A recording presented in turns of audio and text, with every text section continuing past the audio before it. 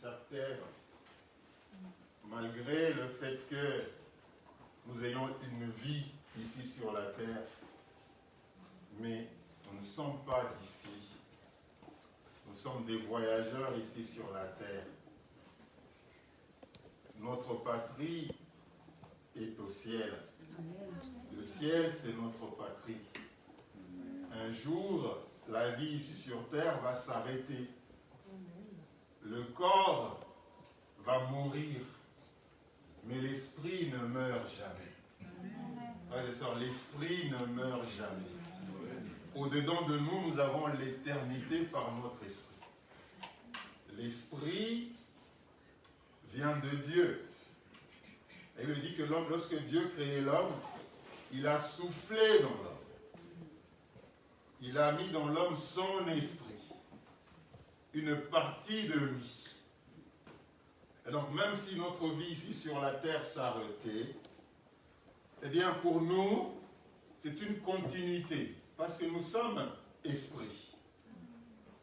Donc, nous n'allons pas nous attacher aux choses de la terre, parce que les choses de la terre, notre corps y compris, reste.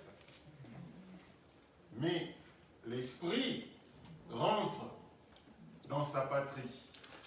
La Bible dit d'ailleurs que lorsque nous mourons,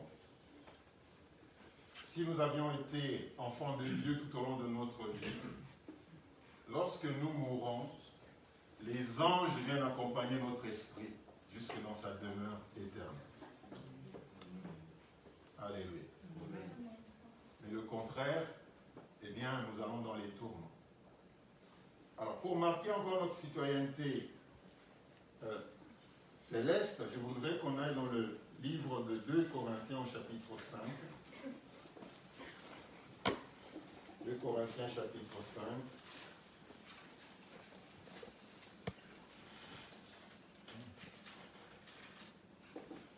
Versets 1, 2 et 4.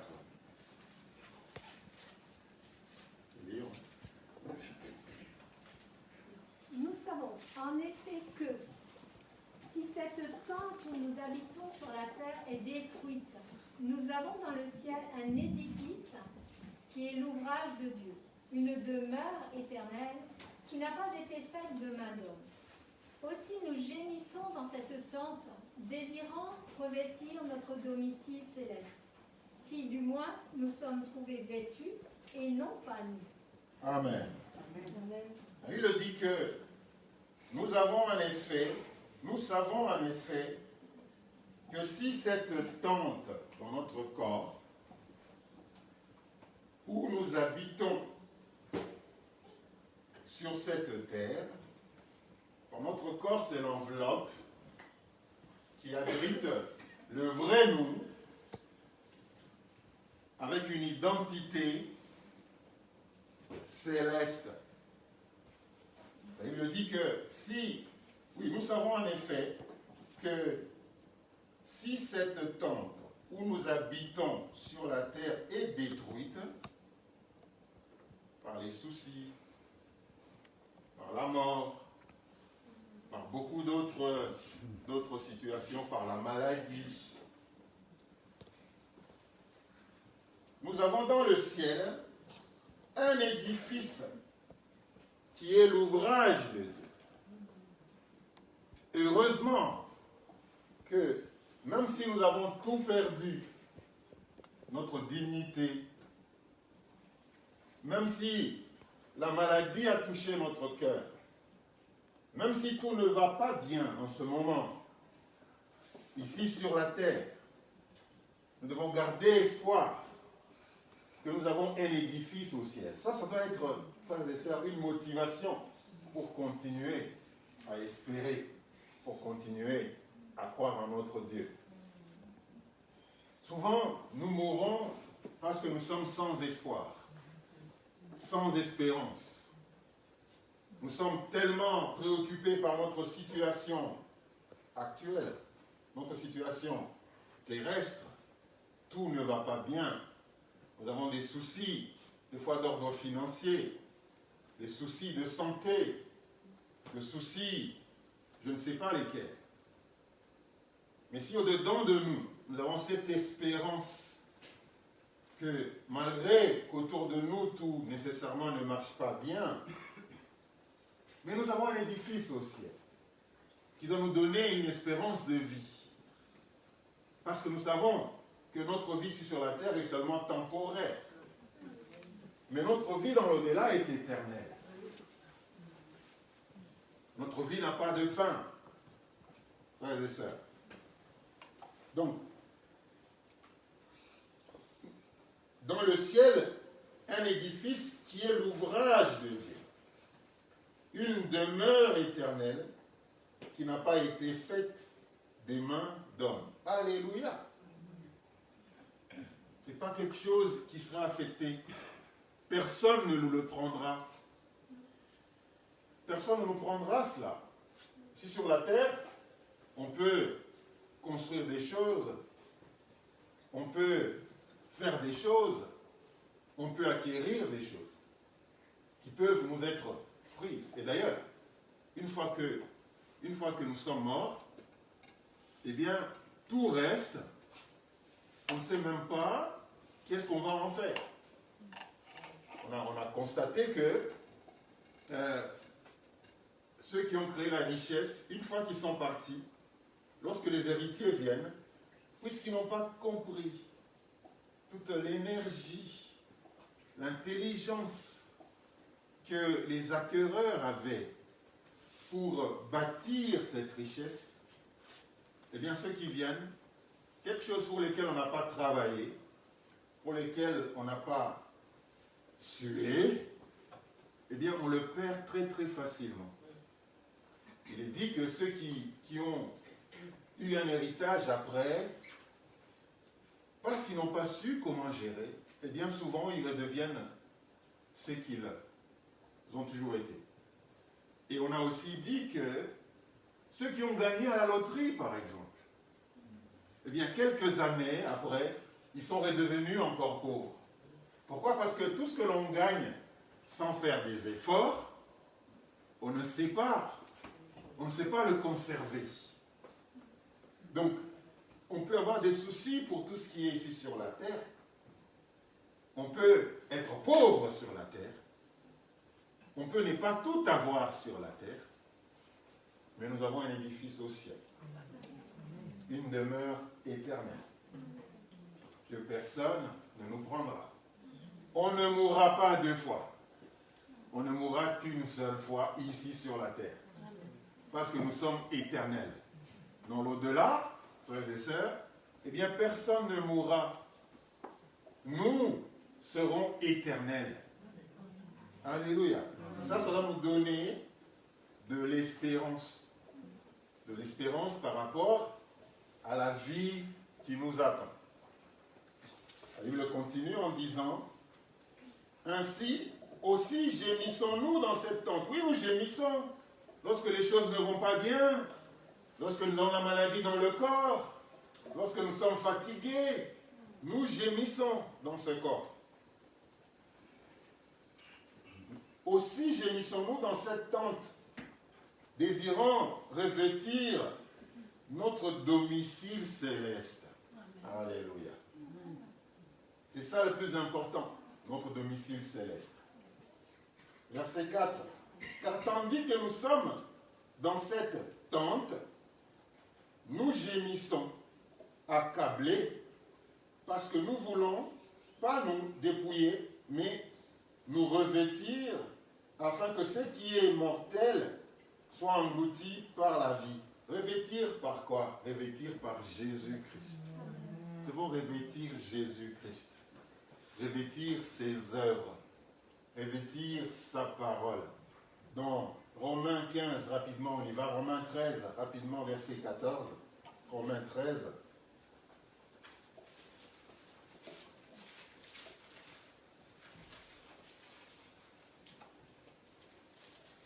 Mais revêtez-vous du Seigneur Jésus-Christ, et n'ayant pas soin de la chair pour en satisfaire les convoitises. Amen. Revêtissez-vous de Jésus-Christ. Quand on parle de convoitise, les gens pensent toujours que c'est les convoitises sexuelles. Mais non. Pas nécessairement. Pas nécessairement. La chair, notre corps a des convoitises. Notre corps aime bien manger. Notre corps aime bien être acclamé. Notre corps aime bien que l'on dise du bien de lui. Notre corps aime bien les honneurs. Ça, c'est des convoitises du corps. Notre corps aime bien deux choses. Notre corps envie.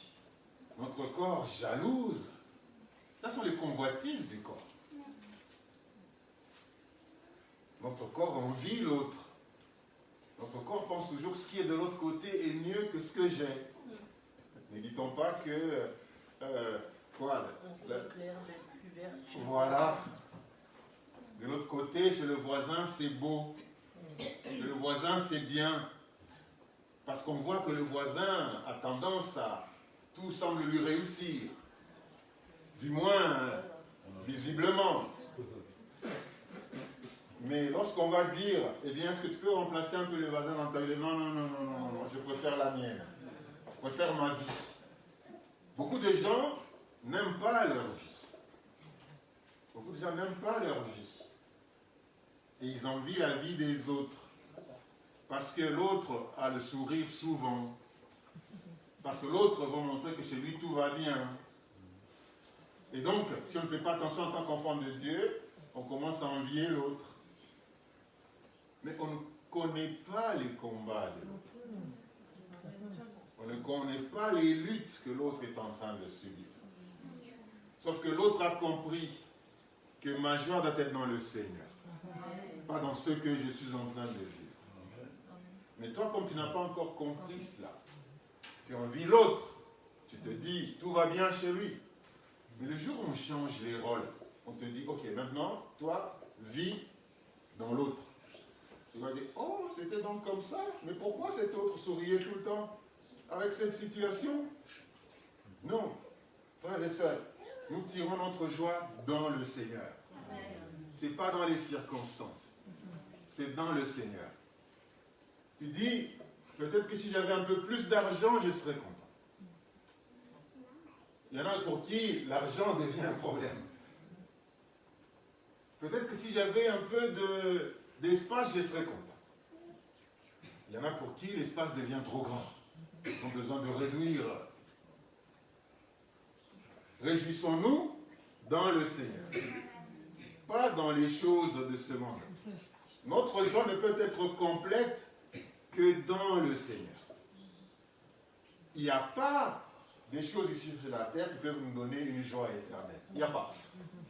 Il n'y a pas. On peut tout avoir. On peut tout avoir.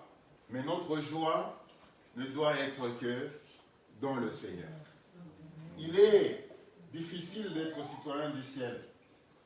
Parce que c'est être à contre-courant. C'est être à contre-sens. Pendant que les gens disent que ça qui est bien, toi, que de privation on se fait parce que on veut être dans le Seigneur. On veut appartenir à une patrie. Que de privation. Je ne sais pas si vous comprenez que être chrétien, finalement, c'est compliqué. C'est se priver de beaucoup de choses. Le corps va nous accompagner toujours. Et que l'on soit chrétien ou pas, le corps a des envies. C'est ça qu'il faut savoir. C'est que le corps a des envies. Le corps a des envies. Le corps d'un chrétien ou le corps d'un non-chrétien a des envies. Mais en tant qu'enfant de Dieu, nous devons savoir discipliner le corps. Nous devons conduire notre corps. Nous devons sauver notre corps. Nous devons sauver notre corps. Cette tente, nous devons la sauver. Parce que le corps a toujours des besoins. Le corps a toujours des envies. Le corps voudrait toujours faire, voudrait ceci, voudrait cela. Des fois, il le dit que le corps a des désirs, la chair a des désirs contraires à l'esprit. Et donc, si on veut vivre vraiment dans l'esprit, eh bien, il y aura beaucoup de désirs charnels. Et je le dis, quand on parle de charnel, ce n'est pas seulement sexuel, mais c'est tout ce que la chair nous pousse à faire. Eh bien, le corps a tous ces envies-là. Mais nous, en tant que citoyens du ciel, nous devons agir dans le sens de le discipliner. Pourquoi?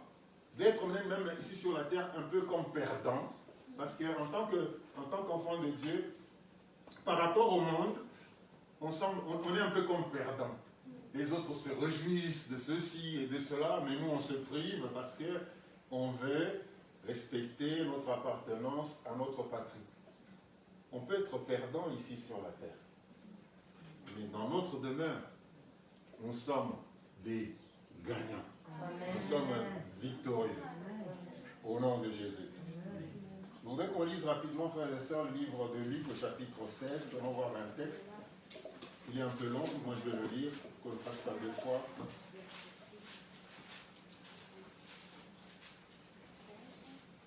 On va commencer à partir du verset 1er. Et il le dit ceci. Jésus dit aussi à ses disciples, un homme riche avait un économe qui lui fut dénoncé comme dissipant ses biens. À l'époque, tous les hommes riches avaient des gens pour gérer leurs affaires. Ces gens-là avaient le plein pouvoir de gérer les affaires. Ça veut dire qu'ils pouvaient donner des crédits, ils pouvaient aider les gens. Donc, les économes étaient là pour leur maître. Et toi, en tant qu'enfant de Dieu, tu y es économe pour Jésus-Christ, pour notre Dieu. Et donc, un homme riche, et cet homme riche, c'est notre Dieu. Donc, un homme riche avait un économe qui lui fut dénoncé comme dissipant ses biens. Et donc, on vient auprès de l'homme riche, on lui dit, écoute, ton économe est en train de dissiper tes biens comme tu n'as pas idée. Tout ce que tu lui as donné, il le gère pour son propre compte. Tout ce que tu lui as donné, il ne pense qu'à lui. Tout ce que tu lui as donné à gérer, eh bien, il se sert. Il ne se sert qu'à lui-même. Et qu'est-ce qu'il fait cet homme riche? Verset 2. L'homme riche appelle son économe. Il dit, j'entends de toi que tu dissipes ma richesse. Il l'appela et lui dit, qu'est-ce que j'entends dire de toi? Rends compte de ton administration, car tu ne pourras plus administrer mes biens. Il l'appelle et lui dit, eh bien, j'entends des mauvaises nouvelles de toi. On me dit que tu dissipes ma richesse. On me dit que ce que je t'ai donné, tu l'utilises pour toi. Ce que tu as reçu, personne d'autre ne trouve de compte dessus. Il n'y a que toi qui gères. Tu gères, en fait, pour ta poche. Et donc, viens, comme ça, tu vas me donner un compte rendu, tu vas me faire des comptes, et puis après, je vais t'enlever de cette administration, tu ne seras plus mon économe. Voilà dans la situation dans laquelle il se trouve. Si nous sommes des économes, ce que nous avons reçu du Seigneur, beaucoup de choses. Je l'ai dit le dimanche dernier. On a reçu du Seigneur un corps. On a reçu du Seigneur une vie. On a reçu du Seigneur le temps. On a reçu du Seigneur les dons. On a reçu du Seigneur les richesses. On a reçu du Seigneur plein de choses. Mais ce n'est pas des choses qui nous appartiennent. Le propriétaire, il est là-haut.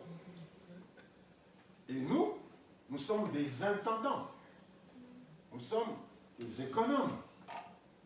Donc, il y a quelqu'un qui nous accuse souvent, qui dit, mais regarde ce qu'ils sont en train de faire. Toi, toi, tu dis que c'est ton enfant, mais je pense qu'il continue à faire ça parce que tu le soutiens. Vous vous rappelez de Job, par exemple. Donc, nous devons nous considérer, frères et sœurs, comme étant des intendants, comme étant des économes ici sur la terre. Quel que soit ce que nous avons, eh bien, nous sommes des intendants. Et donc, il l'appelle et lui dit, eh bien, fais-moi les comptes, parce que j'entends des accusations par rapport à toi. Tu es en train de dissiper ma richesse. Tu as un don, mais il ne te sert qu'à toi. Tu as un corps, mais je t'ai donné des enfants, mais voilà comment tu les traites. Donc il faut que tu viennes me rendre des comptes, parce que, et puis après, tu ne seras plus intendant. Qu'est-ce qu'il fait? Dans le verset 3, l'économe dit en lui-même, que ferai-je, puisque mon maître m'ôte l'administration de ses biens? Travailler à la terre, je ne le puis. Mendier, j'en ai honte. On lui demande de venir rendre les comptes. Il commence à réfléchir. Qu'est-ce que je fais? Parce que le temps, il est court. Pendant ce temps, qu'est-ce que je fais? On n'a pas toujours tout le temps dont on a besoin, frères et sœurs. Il se dit, voilà, il faut que j'aille donner les comptes. Mais qu'est-ce que je fais? Il commence à planifier pour sa vie future. Qu'est-ce que je deviendrai? Qu'est-ce qui va se passer? Donc ça veut dire que les accusations qui étaient portées contre lui étaient vraies. Parce que si les accusations n'étaient pas vraies, il se serait défendu. Il aurait dit au maître, écoute maître, je suis désolé, ce n'est pas vrai ce que l'on dit, mais là il sait que là, eh bien je ne serai plus économe, je ne serai plus intendant, parce que probablement que les accusations contre lui étaient des accusations vraies. Et donc, il a commencé à planifier après, qu'est-ce que je fais? Qu'est-ce que je fais après? Parce que là, c'est fini. Verset 4, je sais ce que je ferai. Pour qu'il y ait des gens qui me reçoivent dans leur maison quand je serai destitué de mon emploi, il commence à planifier. Il commence à planifier sa vie future. Est-ce que nous planifions notre vie future? La vie éternelle. La vie éternelle commence ici, sur la terre. Est-ce que dans notre marche de tous les jours, est-ce que nous pensons à cela? Est-ce que nous pensons qu'il y a même une vie éternelle? Et qu'est-ce qu'il fait? Il était économe, rappelez-vous, ça veut dire qu'il avait tous les pleins pouvoirs de pouvoir gérer les affaires de son maître. Il n'était pas encore destitué. Maintenant, voilà ce qu'il fait. Ça, il a réfléchi dans un temps assez court. Parce que, après le rapport, il ne sera plus économe. Verset 5.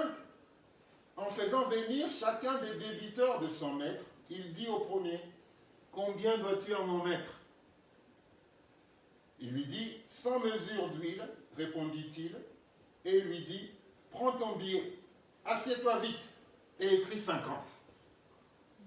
Ça veut dire qu'il commence à remettre les dettes des gens. Attention, il en avait le pouvoir. Parce que les économes de l'époque avaient le pouvoir. Là, il le fait dans un temps assez court. Hein. Mais non, selon les recherches que j'ai faites, les 100 mesures d'huile, aujourd'hui, ont la valeur de 3 ans de salaire d'un ouvrier moyen. La valeur de 100 mesures d'huile, en ce temps-là, ramenée à aujourd'hui, valait 3 années de salaire d'un ouvrier. Alors maintenant, comprenez que si toi tu es un ouvrier tu dois 3 ans de salaire, de ton salaire. Et que la banque t'appelle, un des managers de la banque, il t'appelle, il te dit, écoute, on va faire la moitié. On va faire la moitié. Au lieu que tu payes les 3 ans de salaire, ça sera seulement 1 année et demie. Donc, je suis en train de me chercher des faveurs par rapport à... Donc, je suis en train de préparer ma vie après. J'ai dit, comme je ne pourrais pas aller mendier parce que j'en ai honte, comme je ne pourrais pas travailler parce que je ne veux pas ou je ne peux pas y arriver, au moins que je fasse du bien à ces gens pour que le jour où je n'aurai pas de travail ou d'emploi, eh bien, eux peuvent me dire, non, viens, tu nous avais aidés, maintenant c'est notre tour de t'aider. Voilà comment est-ce qu'il réfléchit pour préparer sa vie après. Et deuxièmement, il appelle le deuxième, verset 7, ensuite à un autre, et toi, combien dois-tu? Et rappelez-vous que c'était dans un temps assez court, hein, parce qu'il devait quand même aller donner le rapport. Et après, il ne serait plus économe. Il dit ensuite à un autre, et toi, combien dois-tu? 100 mesures de blé, répondit-il. Et lui dit, prends ton billet et écris 80. Alors, les 100 mesures de blé, je regardais, valent environ la nourriture que l'on peut donner à 150 personnes pendant 1 année. C'est-à-dire que ça valait la nourriture, on n'est même pas 150 ici, ça valait la nourriture à donner à environ 150 personnes pendant 1 année. Et donc, si tu dois ça, si tu es le maire de Hussein, par exemple, je ne sais pas combien de gens il y a à Hussein, Natacha, et que tu as la charge de nourrir 150 personnes pendant 1 année, c'est-à-dire c'est le petit déjeuner, voilà, c'est le repas de 150 personnes environ pendant 1 année que tu peux donner aux gens. Et cet économe, comme ces gens devaient à son aide, il dit, allez, on va arrêter tout ça, au lieu de 100, eh bien, écrit ici 80. Pourquoi? Parce que il est en train de préparer sa vie après. Sa vie après. Mais verset 8 devient un peu plus compliqué. Parce que la Bible dit que le maître loua l'économe infidèle. Loua l'économe infidèle de ce qu'il avait agi en homme avisé. Et la Bible dit, car les enfants de ce siècle, donc les gens qui ne connaissent pas Christ, sont plus avisés à l'égard de leurs semblables que ne le sont les enfants de lumière. Alors, le Seigneur Jésus-Christ n'est pas en train de louer le caractère de cet économe infidèle, parce qu'on l'appelle déjà infidèle. Parce qu'il était accusé, parce qu'au tout début, il a commencé par utiliser la richesse de son maître, il a commencé à dissiper cela pour lui, pour son propre intérêt, pour lui seulement. Mais là, lorsqu'il apprend qu'il va perdre ses avantages en tant qu'économe, il dit, je vais quand même essayer de bien faire. Donc, comme j'en ai encore le pouvoir, je vais préparer ma vie après. Et le maître vient louer cette action-là, ce fait de préparer sa vie en utilisant les richesses qui ne sont pas les siennes, parce qu'ils ont été reçus. En d'autres termes, nous sommes des gestionnaires. Ce que le Seigneur nous a donné ne nous appartient pas. Et en plus de cela, ce n'est pas équitable. Donc, aux yeux des hommes, ce n'est pas juste. Pourquoi? Parce que c'est que Karine a, Anis n'a pas. C'est que Anis a, Karine n'a pas nécessairement. Nous n'avons pas tous la même chose. Nous n'avons pas tous reçu les mêmes dons. Nous n'avons pas tous les mêmes richesses. Donc cette richesse, elle est presque injustement répartie aux yeux des hommes. Mais ce qui est louable ici, c'est quoi? C'est que nous puissions utiliser ce que chacun de nous a reçu, qui ne nous appartient pas, parce que nous sommes des économes, à préparer notre vie future, à préparer notre vie éternelle. Pourquoi? Parce que la vie éternelle se prépare à partir d'ici. Et donc le maître loue cet économe infidèle de ce qu'il avait agi en homme avisé. Et la Bible dit que les enfants de ce monde sont plus avisés. Vous allez vous rendre compte que dans ce monde, tu peux être chrétien ou pas. En fait, pour être riche dans ce monde, tu n'es pas obligé d'être chrétien. Tu n'es pas obligé d'être chrétien pour être riche dans ce monde. Si tu travailles vraiment, tu peux te constituer une richesse. Il ne faut pas venir au Seigneur pour devenir riche. D'ailleurs, la Bible, le Seigneur n'a pas dit que nous deviendrons tous riches, mais il nous a promis à chacun une vie abondante. La vie abondante, c'est la qualité de la vie. Ce n'est pas la vie nécessairement avec beaucoup. Donc, il ne suffit pas d'être chrétien pour être riche dans ce monde. Si tu travailles, tu peux devenir riche. Si tu travailles, tu peux devenir riche. Que tu sois chrétien ou que tu ne sois pas chrétien. Si tu travailles, si tu es un bon économe, si tu sais gérer les ressources que tu as, tu peux amasser des richesses. Ça, c'est donné à tout le monde. Il ne faut pas penser que nécessairement quand on est dans le Seigneur, on doit être nécessairement riche. Parce que faire de la richesse, c'est des aptitudes. C'est des compétences. Et les compétences, nous pouvons tous les avoir. Par contre, quand on est dans le Seigneur, on a l'espérance de la vie éternelle. Amen. Que nécessairement les non-croyants n'ont pas. Amen. Et c'est ça le plus important.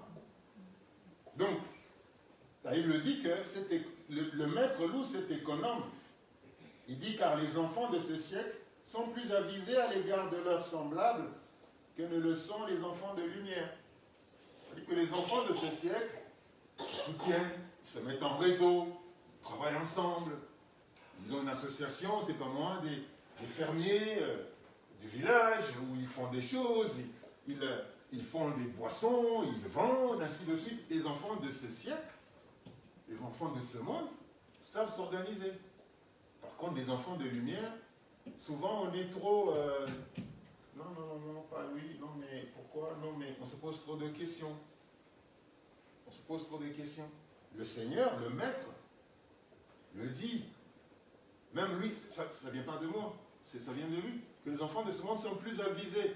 Il a dit qu'ils préparent leur avenir, ils préparent leur retraite, ils préparent leur vie d'après. Par contre, nous qui sommes enfants de Dieu, nous avons aussi une vie après. Nous avons une vie après ici. Comment la préparons-nous? Comment est-ce que nous préparons cette vie? Les enfants de ce monde, eh bien, ils préparent tout ça. Mais nous avons une vie après. Nous avons la vie éternelle après.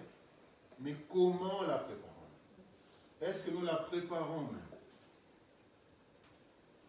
notre énergie de tous les jours, est-ce que nous la mettons à la préparation de notre vie après? C'est ça que le maître est en train de parler. Cet économe avisé, il a préparé sa vie après. Il a dit, là, je vais perdre mon emploi. Là. Comment je fais pour continuer à bien vivre après? Il a utilisé les richesses dont il était l'économe ou l'intendant pour préparer sa vie d'après. Qu'est-ce que tu as reçu? Quel est le don que tu as reçu? Mais, je vous dis, vous avez déjà reçu un corps. Vous avez une vie. Est-ce que ta vie ici sur terre te prépare à la vie éternelle? Est-ce que dans tes actions de tous les jours, la vie éternelle est une option? Est-ce que dans la vie de tous les jours, nous avons tous reçu, je l'ai dit, le temps, 24 heures pendant la journée. Un jour, 24 heures. Nous tous, on a ça comme mesure de temps. Est-ce que pendant ces 24 heures, qu'est-ce que nous faisons pour préparer la vie après? Parce qu'il y aura une vie après. Donc, c'est des questions qu'on se pose. Et puis, le maître continue. Et moi, je vous dis, faites-vous des amis avec les richesses injustes pour qu'ils vous reçoivent dans les tabernacles éternels quand elles viendront à vous manquer. Ça veut dire quoi? Ça veut dire que ce que nous avons reçu, Dieu appelle ça injuste parce que ce n'est pas équitable déjà. Ce que ça veut dire ici, c'est que si vous utilisez vos dons, si vous utilisez votre vie pour peut-être gagner les âmes, pour toucher les gens, pour proclamer la parole de Dieu, vous ne savez pas. Peut-être que ces personnes à qui vous allez parler, à qui vous allez amener la parole de Dieu, peuvent vous dévancer. Ils peuvent vous dévancer. Vous risquez un jour de les trouver à la porte des cieux. Ils sont là, des gens à qui vous avez vous prêché la parole de Dieu, que le Seigneur a voulu récupérer avant, qui nous ont précédés. C'est ça que la parole de Dieu dit. Faites-vous des amis avec les richesses injustes, parce qu'un jour, ces gens à qui vous allez prêcher la parole parce que vous avez reçu des dons, parce que vous aviez une vie, parce que dans vos 24 heures, vous ne vous êtes pas arrêté à vous occuper des choses seulement qui vous concernent, mais vous êtes occupé, vous avez pris une partie de ce temps, vous occupez du royaume, de votre Dieu. Eh bien, ces gens-là, un jour, ils peuvent vous dévancer jusqu'au ciel. Et le jour où vous y arrivez, bien vous les trouvez. Et c'est eux qui vous accueillent. Et c'est eux qui vous accueillent. Vous vous dites, mais... Donc, la Bible le dit. Et moi, je vous dis, faites-vous des amis. Et ça, c'est le Seigneur qui parle. Faites-vous des amis avec les richesses de ce monde. Tes richesses, tu peux les utiliser pour le royaume de Dieu. Tu peux toucher des gens. Tu peux participer à des associations qui s'occupent des orphelins, qui s'occupent des veuves, ainsi de suite. C'est dont le Seigneur nous demande de suivre et d'aider.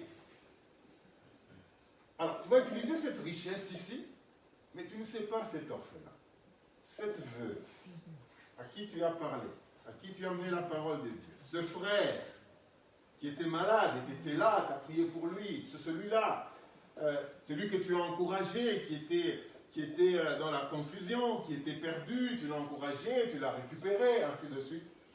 Un jour, le Seigneur arrive là, et un jour, il arrive auprès du Seigneur, et bien tu le trouves. Mais ça s'est passé. Lazare est l'homme riche. Lazare est l'homme riche. Il y avait un homme riche qui avait tout, qui mangeait, et le pauvre Lazare qui n'avait rien, qui avait même l'ulcère sur sa peau, et les chiens venaient lécher lécher ses blessures, mais un jour, eh bien, tous les deux, ils meurent. Ben, l'homme riche ira de l'autre côté, il voit Lazare. Il commence à dire, mais est-ce que tu peux venir un peu... Ça veut dire quoi? Ça veut dire que si nous prenons le temps, avec ce que le Seigneur nous a donné, nos dons, notre vie, le temps que nous avons, notre corps, nous mettons à profit pour le royaume de Dieu.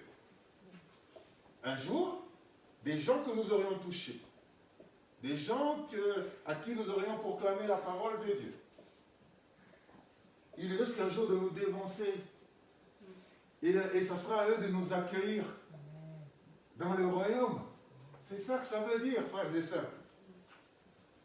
Et la Bible va conclure, on va conclure par là aussi, celui qui est fidèle dans les moindres choses, l'est aussi dans les grandes. Il ne faut pas se leurrer. Il ne faut pas penser que si vous avez un travailleur qui est infidèle dans des petites choses, vous pensez que non, c'est seulement les petites choses. Si vous voyez, vous avez un enfant qui dans les petites choses n'est pas honnête, vous dites non, mais ce n'est qu'un enfant, ce n'est qu'un enfant. Attention, attention. C'est là qu'il faut commencer. Même si ce sont les petites choses, c'est là que le Seigneur voit notre fidélité. C'est là qu'il voit notre sérieux. Si quelqu'un n'est pas sérieux dans les petites choses, il ne sera jamais dans les grandes. Il ne faut pas imaginer les choses. Si vous confiez à quelqu'un des petites choses et qu'il ne les fait pas bien et qu'il les fait avec négligence, c'est là qu'il faut en arrêter. C'est pourquoi les enfants, et il le dit, les enfants de ce sexe sont plus avisés. Et non, mais non, mon chef là, il est très dur, c'est un mauvais. Non, non, non, il est seulement avisé. Il est seulement avisé. Toi qui es un chrétien, on te donne un emploi chez un homme qui ne connaît pas Dieu. Tu arrives, tu travailles avec négligence. Et puis, quand on te met dehors, tu viens ici pour que l'on prie. Tu viens ici pour qu'on chasse les démons.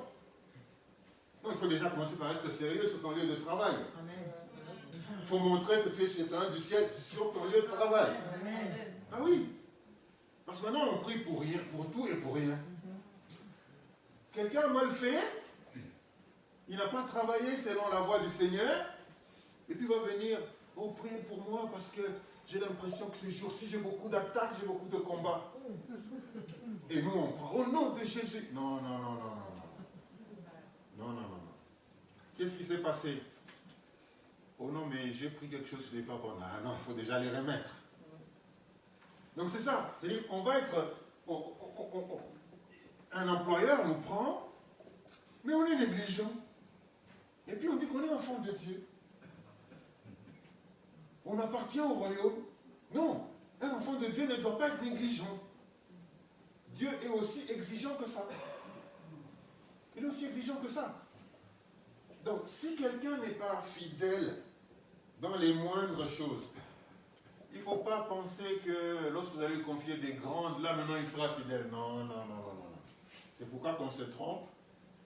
Toi, tu es un chrétien, tu engages quelqu'un, un autre frère chrétien.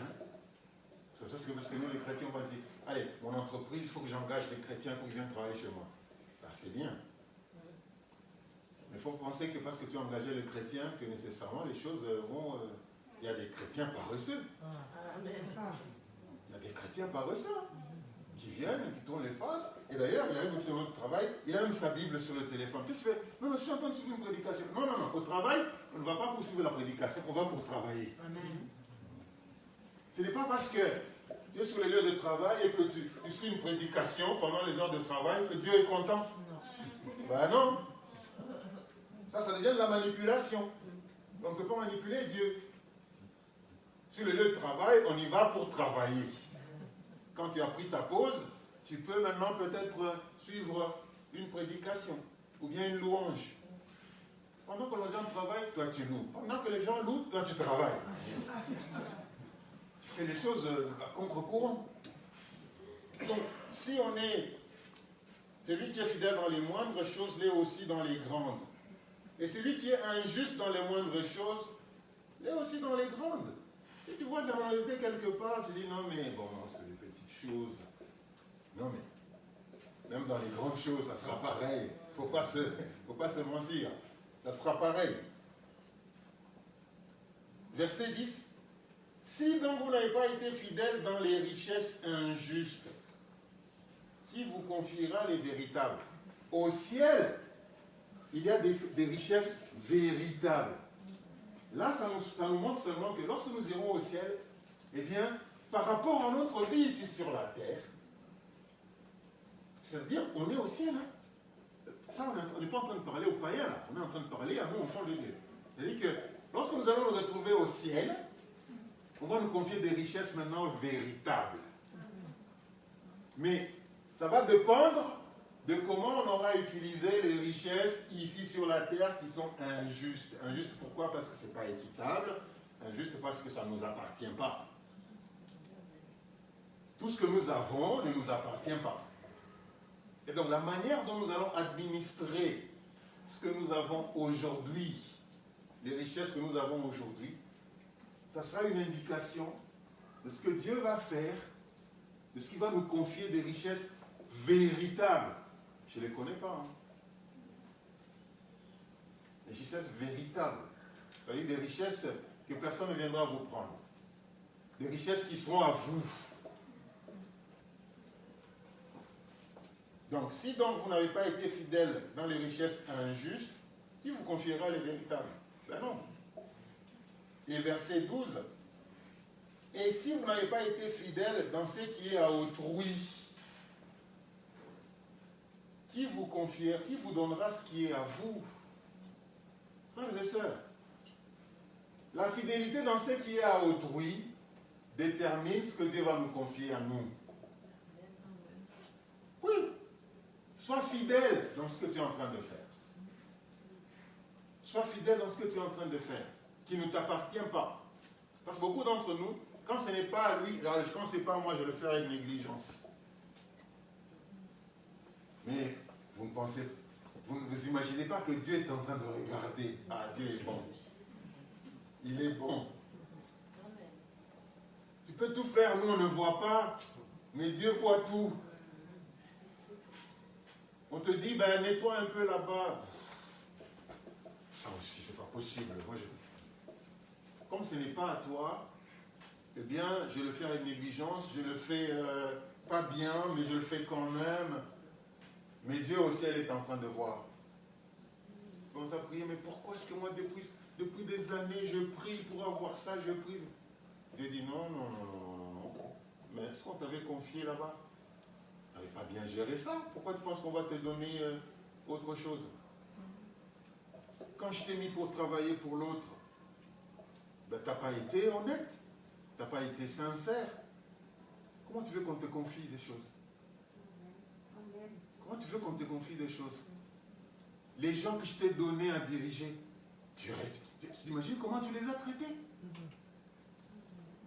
Maintenant, tu veux qu'on te donne à toi? Ah non. Mais Dieu est juste, non? Dieu est juste. Dieu est juste. Même si on prie, Dieu est juste. Il ne faut pas penser que la prière annule la justice de Dieu. La prière ne peut pas annuler la justice de Dieu. Dieu reste juste dans les choses qu'il nous confie. Notre attitude, la fidélité à les faire, notre honnêteté dans ce qui n'est pas à nous. Dieu voit ça. Il voit ça, frères et sœurs. On ne peut pas mentir à Dieu. Dieu voit ça. Il voit ça. C'est-à-dire que si tu veux, moi je veux qu'on me confie des nations. Moi je veux commencer à voir ceci. Non, déjà ce que tu as là où tu es là, ce que tu es en train de faire là, est-ce que tu les fais bien? Est-ce que tu les fais avec amour? Est-ce que tu les fais avec sincérité? Ça peut être n'importe quoi. Hein? Ça peut être n'importe quoi, frères et sœurs. Ça peut juste être nettoyer la salle. Ça peut juste être... C'est vraiment tout ce que toi tout ce que toi tu fais. Dieu, il voit ça. Il voit comment tu le fais. Ça peut être chanté. Ça peut être... C'est vraiment, frères et sœurs, des petites choses. Des choses auxquelles peut-être on n'imagine même pas.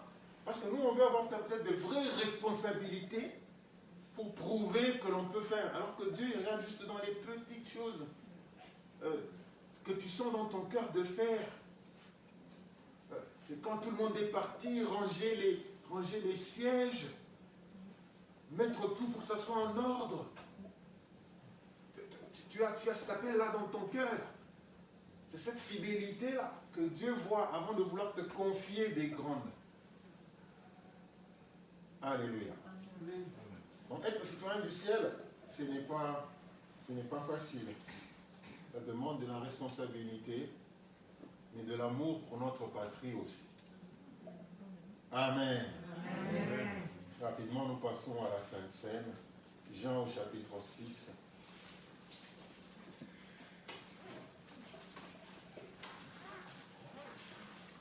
Jean au chapitre 6, nous lirons versets 51 à 56.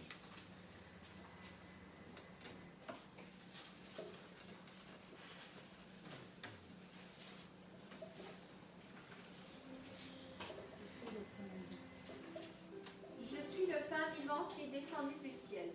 Si quelqu'un mange de ce pain, il vivra éternellement. Et le pain que je donnerai, c'est ma chair que je donnerai pour la vie du monde. Là-dessus, les Juifs disputaient entre eux, disant comment peut-il nous donner sa chair à manger? Mais Jésus leur dit, en vérité, je vous le dis, si vous ne mangez la chair du Fils de l'homme, et si vous ne buvez son sang, vous n'avez point la vie en vous-même. Car celui qui mange ma chair et qui boit mon sang a la vie éternelle, et je le ressusciterai au dernier jour. Car ma chair est vraiment une nourriture, et mon sang est vraiment un breuvage. Celui qui mange ma chair et qui boit mon sang demeure en moi, et je demeure en lui. Amen. Lorsque ce texte avait été dit, lorsque Jésus-Christ avait prononcé ces paroles, la Bible dit qu'une grande partie de ses disciples l'avaient quitté. Parce qu'ils étaient plusieurs. Lorsqu'ils ont entendu Jésus-Christ leur dire qu'ils devaient manger sa chair et boire de son sang, ils disent, mais comment est-ce que nous, on peut manger de ta chair? Comment est-ce que nous, on peut boire de ton sang? Verset 52, là-dessus, les Juifs discutaient entre eux, disant, comment peut-il nous donner sa chair à manger?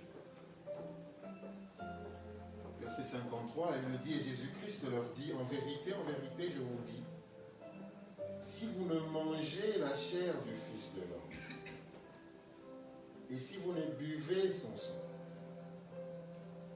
vous n'avez point la vie en vous-même. Celui qui mange ma chair et qui boit mon sang a la vie éternelle. Et je le ressusciterai au dernier jour.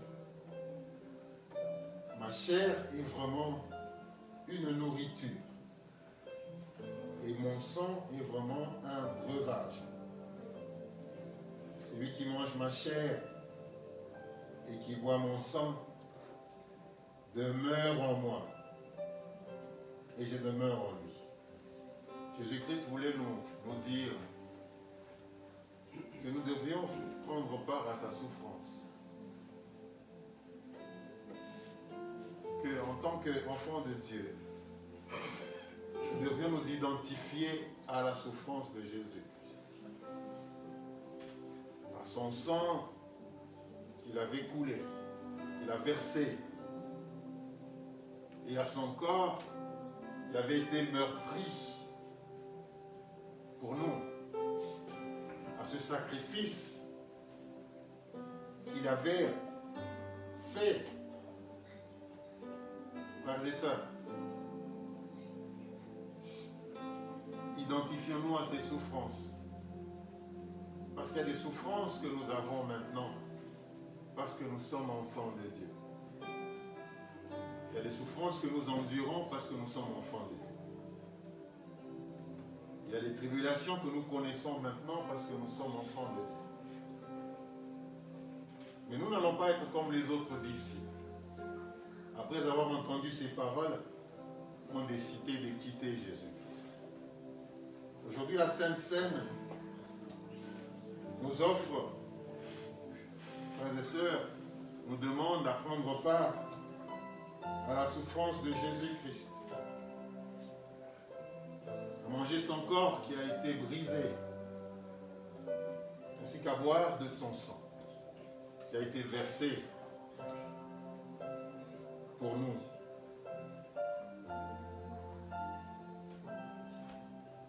Alléluia.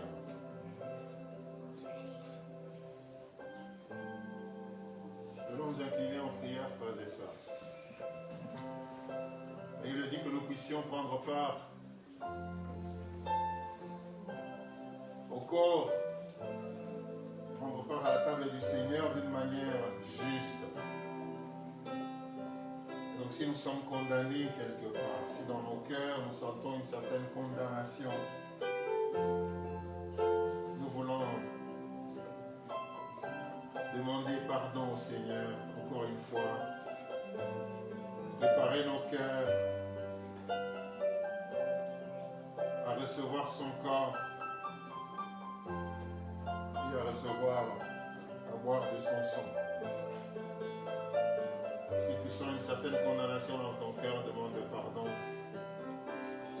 Parce que Dieu voudrait que nous puissions prendre part au corps de Jésus-Christ sans reproche.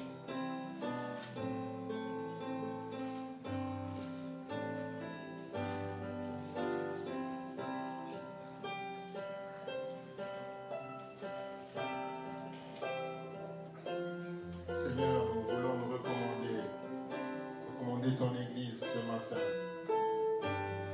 à ta miséricorde. Nous ne voulons pas prendre le corps indignement. C'est pourquoi nous voulons, frères et sœurs, Seigneur, nous voulons demander pardon pour nos manquements, pour nos iniquités, pour nos péchés. Nous savons, Père, et nous croyons que ton corps en nous, que ton sang en nous, Seigneur, nous donne de prendre part à ta résurrection au nom de Jésus-Christ. Par le sang de ton Fils Jésus-Christ, Seigneur, pardonne-nous, purifie-nous et lave-nous. Et le dit, car j'ai reçu du Seigneur ce que je vous ai enseigné. C'est que le Seigneur Jésus-Christ, dans la nuit, il fut livré, il prit du pain.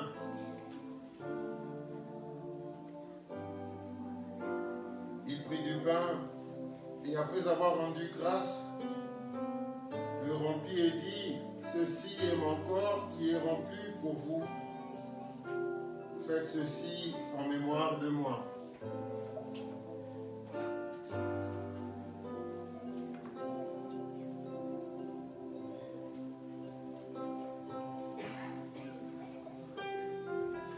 Seigneur, que ce pain devienne ton corps. Et qu'en prenant part à ce pain, Seigneur, nous puissions proclamer ta mort jusqu'à ce que tu reviennes. De même, après avoir soupé, il prit la coupe et il dit, cette coupe est la nouvelle alliance en mon sang. Faites ceci en mémoire de moi toutes les fois que vous en boirez. Car toutes les fois que vous mangez ce pain, que vous buvez cette coupe, vous annoncez la mort du Seigneur jusqu'à ce qu'il vienne. Seigneur, nous te recommandons ce pain, nous te recommandons ce vin, Seigneur. Qu'ils deviennent ton corps, qu'ils deviennent ton sang, Seigneur. Au nom de Jésus-Christ. Nous savons, Seigneur, qu'il est le fruit du travail des hommes.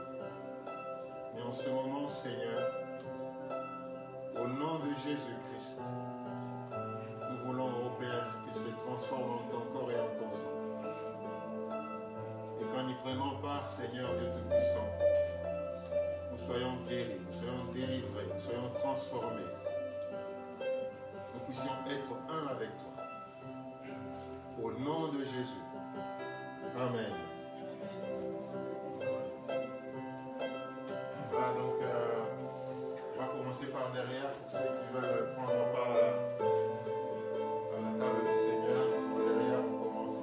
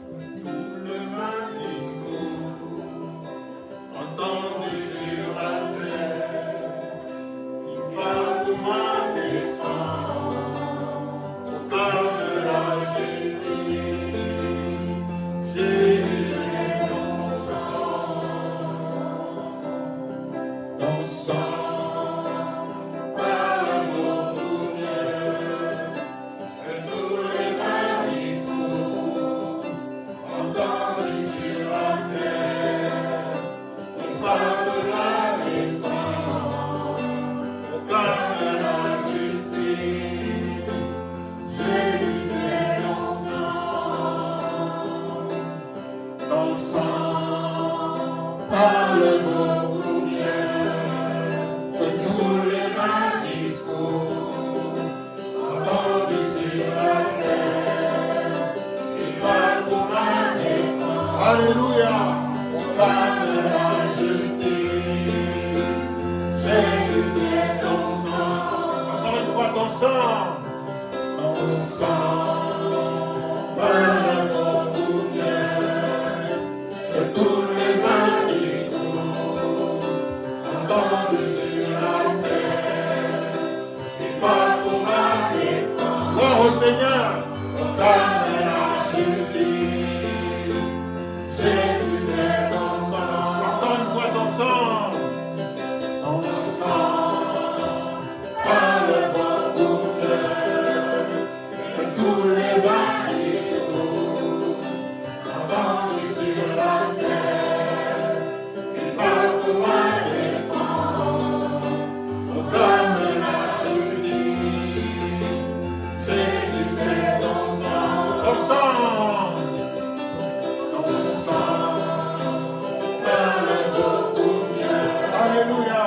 Que tous les vains discours entendus sur la terre. Il parle pour ma défense. Proclame la justice. Jésus, c'est ton sang. Encore une fois, ton sang. Ton sang parle beaucoup mieux que tous les vains discours entendus sur la terre. Parle pour ma défense. Alléluia. Proclame la justice. Jésus, c'est ton sang. Ton sang. Ton sang parle beaucoup mieux. Alléluia. Tous les vains discours entendus sur la terre. Parle pour ma défense. Proclame la justice. Jésus, c'est ton sang. Ton sang. Ton sang parle beaucoup mieux que tous les vains discours entendus sur la terre. Parle pour ma défense. Proclame la justice. Jésus, c'est ton sang. Ton sang. Ton sang parle beaucoup mieux. Alléluia. Que tous les vains discours entendus sur la terre. Il parle pour ma défense. Proclame la justice. Jésus, c'est ton sang. Ton sang. Ton sang parle beaucoup mieux que tous les vains discours entendus sur la terre. Il parle pour ma défense. Proclame la justice. Jésus, c'est ton sang. Comment être pardonné? Comment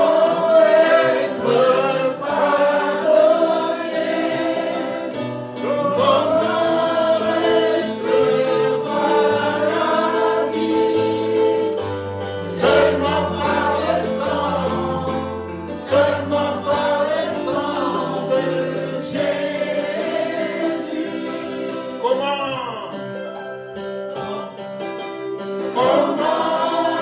être purifié? Reçu comme un miracle. Seulement par le sang. Seulement par le sang de Jésus.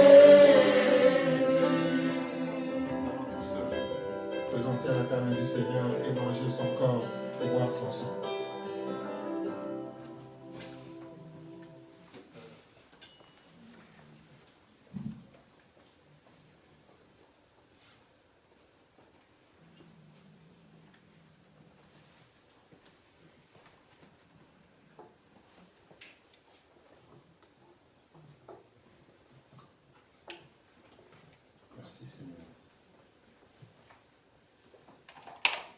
Amen.